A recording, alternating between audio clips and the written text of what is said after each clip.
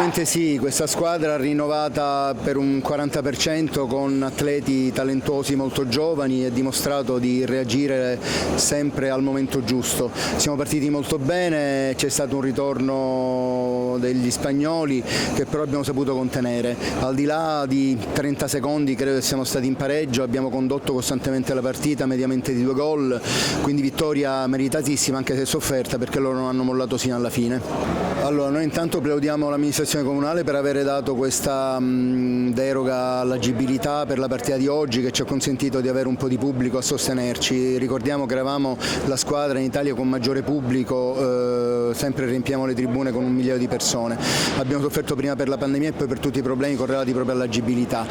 La situazione non è serena, però guardando avanti, sia per i problemi impiantistici che ci sono in piscina, la vasca scoperta è da 20 giorni chiusa e non se ne parla di riaprire, per cui siamo con spazi molto ristretti, tant'è che andiamo ad allenarci sovente a Terrasini per poter disporre di spazi adeguati per una squadra che conduce un programma di alto livello come quella nostra. E in aggiunta a questo il problema dell'agibilità che tiene il nostro pubblico lontano non ci rende sereni, ci sono dei problemi tecnici che l'amministrazione deve risolvere.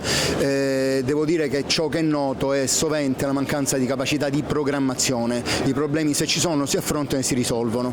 con i tempi che comunque l'amministrazione può avere, quindi vanno marcati per tempo i problemi. Assolutamente sì, il programma impostato per i prossimi 3 anni ha previsto l'ingaggio di giocatori giovani, motivati, talentuosi, quindi probabilmente con delle motivazioni straordinarie riescono a compensare la mancanza di esperienza. E poi alla base di tutto c'è l'allenatore capacissimo, per cui questo mix fra top player, gli stranieri americani, i giocatori nostri, dico Davide Occhione per esempio, che è stato convocato nel Settebello per il prossimo collegiale, ma anche i locali storici Andrea Giliberti, Riccardo Lodico hanno creato un ottimo mix con questi nuovi. E ricordiamo che oggi mancava il nostro capitano Cicciolo Cascio che è il cuore della squadra, però nonostante questo siamo riusciti a venire fuori perché comunque nei momenti di difficoltà è il gruppo che compensa l'assenza anche di uno dei giocatori più importanti come il nostro capitano. Giocando bene per come possiamo e oggi abbiamo giocato bene, ci siamo fermati in qualche singola fase, ma gestire 4 tempi al massimo con l'acceleratore è sempre venuto un po' difficile. Il risultato positivo ci poteva stare e così è stato.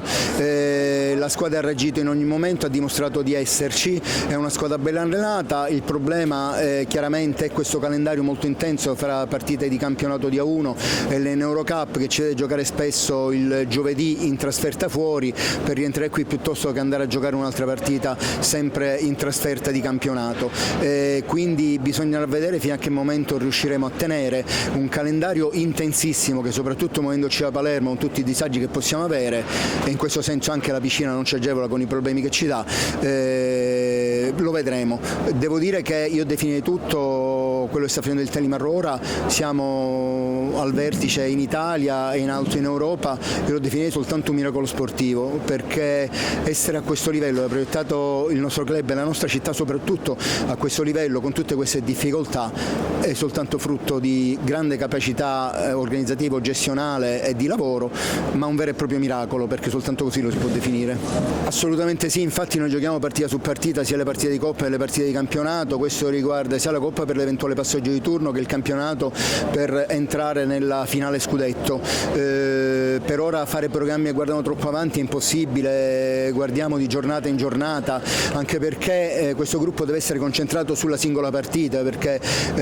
il rischio è quello per stanchezza ma anche per la giovane età che hanno di arrivare deconcentrati a un match indipendentemente dal valore dell'avversario, e su questo siamo sul pezzo in maniera molto spinta. Dobbiamo vedere finché riusciremo a tenere, per ora ci siamo e ci godiamo questo straordinario momento di grande orgoglio, perché essere così in alto dove Palermo negli sport di squadra maschili non è mai stato ci rende veramente orgogliosi.